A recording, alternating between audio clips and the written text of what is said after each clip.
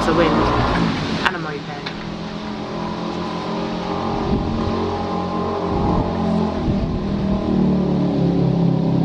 It's so early in the morning, what are they doing?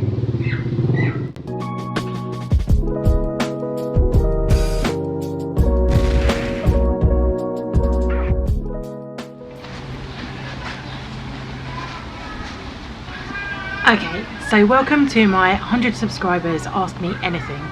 I'm not sure if I'm going to continue filming out here because it is really windy, and also the neighbours' kids are out already, even though it's super early, playing on the trampoline. So if it gets too noisy, we'll have to go inside. I've got my bowl of questions here. So across all my social media channels, that's Instagram, Twitter, Facebook, and of course YouTube, I asked people to give me any questions they wanted. To be honest, most people know me in real life, so they don't need to ask me anything. But I have got a few good ones here, so let's start and see what we've got.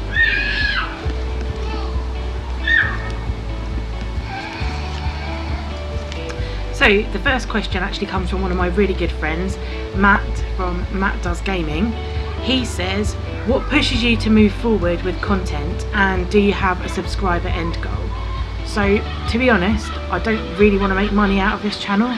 It's just started off with me putting out coronavirus diary videos, making content that I thought was interesting about my local wildlife and nature reserves that are around here, just anything that I liked really and I thought other people might be interested in.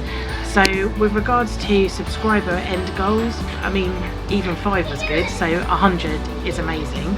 And what pushes you to move forward with content? Like I said, it's really just any ideas that I have, and then I think, oh, that'd be quite cool. I mean, there are limitations. I have got quite a good editing suite. I use the official version of Filmora 9, which my boyfriend paid for me, and I did do media studies and film at college. So I've got an A-level in that, but I mean my limitations are that I'd really love to do some more stop frame animation that me and my sister used to do, but I actually haven't got round to sorting that out or looking further into that, just because of the time I have between writing books and actually doing paid work. So yeah, I don't know what really pushes me forward. Maybe when people comment on things and say, oh, that was really cool, I'd do more videos like that.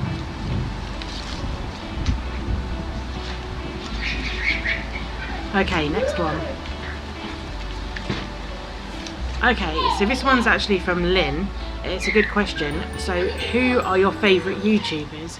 So Lynn's my mum, and she's recently got a tablet, so she's going online a lot more. She's got access to YouTube a lot more. So my favourite specific YouTubers would be Dan Trelfer, Robbie Knox, Doody Rhino, Jack Mate. I mean, a shout out to all the British YouTubers because I think that they get a bad rap.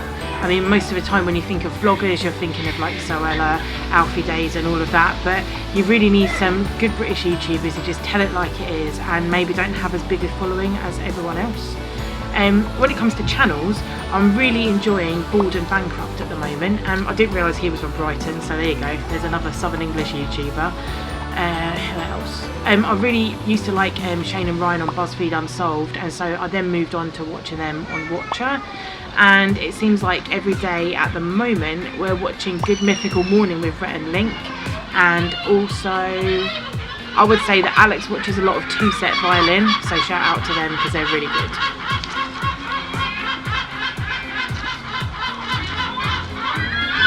Okay, so this is one of my random subscribers. Let's just wait for the seagulls to finish. I don't live by the seaside, I live in the middle of the city in Scotland. Has everyone finished making noise? Good. So this is from one of my random subscribers. His name is Bra Cod M. He plays Call of Duty, and he just said, say R. So here we are. R. Man, it's super windy today. That's what I get for sitting in the garden in Scotland in August, because obviously it's going to be bad weather. Here we go. Oh, so this is from someone that I met recently online. He's got a gaming channel, and he tunes into Matt Does Gaming, so we chat quite a bit on there. His name's Yamin, and his channel is Yamin Gaming.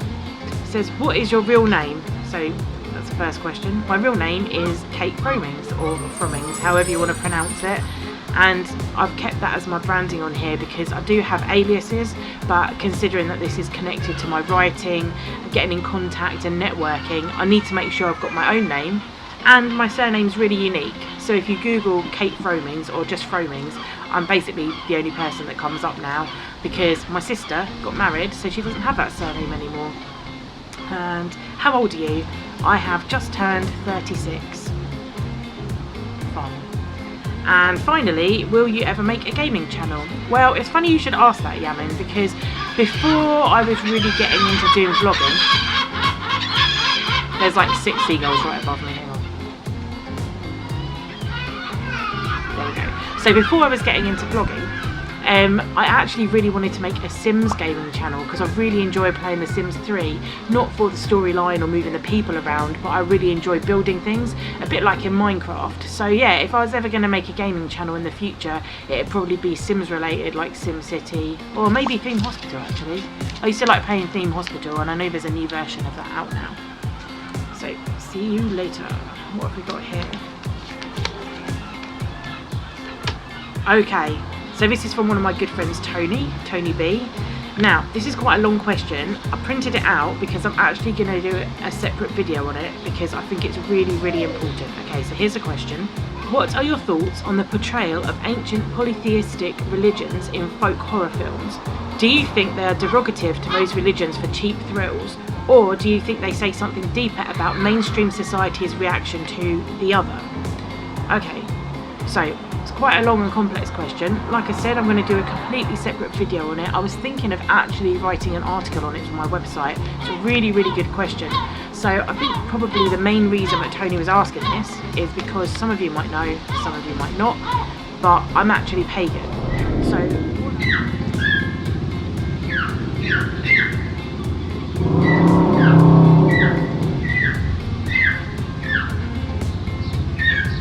this film is not going well.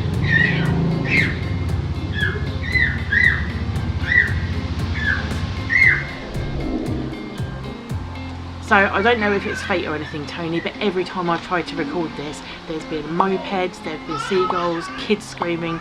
So what I'm going to do is I'm just going to dedicate a completely separate video to you, like I said, and then try and do this question justice in that.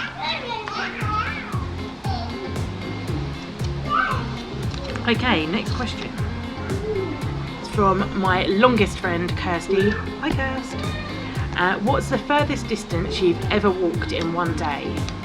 So I was trying to think about this. Oh, here comes my cat. I was trying to think about this, and in reality, I don't know. All I do know is that the longest recorded one I've done is about 15 miles, but I probably have walked more than that because sometimes I've measured it on my phone in like kilometres, and then my phone's turned off because it's got low battery, and basically I know that I've done like a good few more miles on top of that. But let's just say 15 miles in one day, but obviously walking up and down hills is a lot harder as well.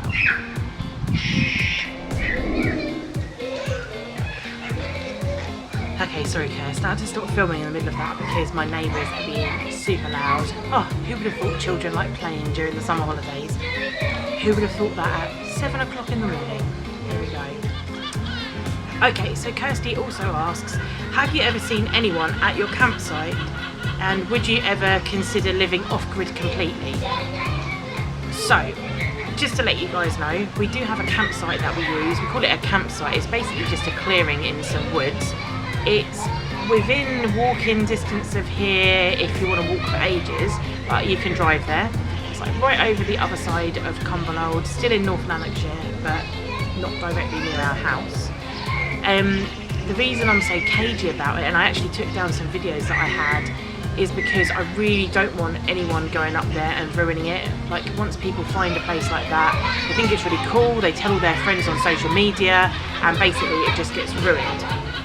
So, good news is, we've been kind of going up there regularly since, we've been going up there regularly since, I would say, October 2019, so almost a year, because we're in August 2020 right now. As far as I know, no one else has been up there. There's been no sign of human life. There's been some deer, some fox cubs, but when we check all the trails, they're often overgrown, so we have to be really careful going there because we don't want to show that we've been there ourselves. And we tend to go up about once or twice a week. If it's really nice weather, we have gone up 2 or 3 days in a row, and what we do up there is just basically maintain it, look for wildlife, take photography, and just chill out with a barbecue and a campfire. Would I ever consider living off-grid completely? The honest answer is no, not unless I really had to. I think that I'd really miss, not this obviously, that's a lot of noise. What I'd really miss is watching films and connecting with people online, and although I do write things in longhand, I would really miss using the computer or a laptop or anything like that, because actually I can't write as quickly as my brain processes ideas. So for example, when I do have to write in longhand, like writing out these questions, when I was writing out these questions, and when I have a notepad next to my bed to write down any ideas just when I'm falling asleep, it kind of annoys me because I have the idea, or I have the little section of sentences in my head, and then by the time I've written it down, it's not the exact way I was thinking about it. But if I have a laptop, anything that I can just type on really quickly, it usually comes out more accurately, if that makes sense. I know it didn't.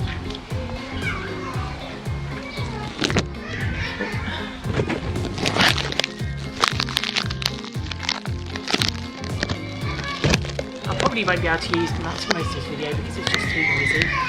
That can like contending with the wind as well. But I've only got 2 more questions, so here we go. Okay, so Alex, my boyfriend, that's bad sound. Why were you stalking me when I delivered parcels? So basically he wants to know, why did I bump into him in my first vlog when he was delivering his parcels? It was honestly quite by chance. So what happened was, I was filming really covertly on one of our really old fixed focus video cameras. All that happened was, because we've got social distancing in place, I couldn't go down one set of streets. Then I tried to go down another set of streets to get to where I was going, and I couldn't go down there because there were builders and they were right across the path. So I ended up having to go my third choice, and as I was walking down, I spotted Alex in the distance, and I was like, "Oi, Alex!" And that was it. It was completely by fluke. I honestly wasn't stalking you, although I'd love to watch you deliver parcels 24/7. I was not stalking you. Oh, and final question. I forgot this one was in here. This is from my friend Michael. Mike, is your hair naturally curly? I can tell you right now, yes. This is all natural. Unfortunately, natural curls, check me out. Yes. I mean, I deliberately would not do this to my hair. And everyone says, oh, you've got really nice curls. Oh, I bet that's really good. No, it is a massive hassle. I can't ever brush my hair when it's dry because it just turns up into a massive fuzz and ruins all the hair and it breaks off. In the shower, I have to use a wide tooth comb and it's forever getting in knots. I have to condition it, I have to use oils, basically anything I can just to get it to look like this. In the morning, when I wake up, if I haven't put my hair in 2 plaits, which is what I usually do, it's just in knots, and I don't really think that short cropped hair would suit me. So basically, yes, this is natural, no, I don't like it, and yes, I'd give anything to have it permanently straightened. Okay. So if you have any other questions, I'm going to be doing another Ask Me Anything at 200 subscribers. I've got 110 right now. I'm really not pushing for the channel to grow, but it is nice when people stop by and say hi. So there we go. That was my Ask Me Anything for 100 subscribers.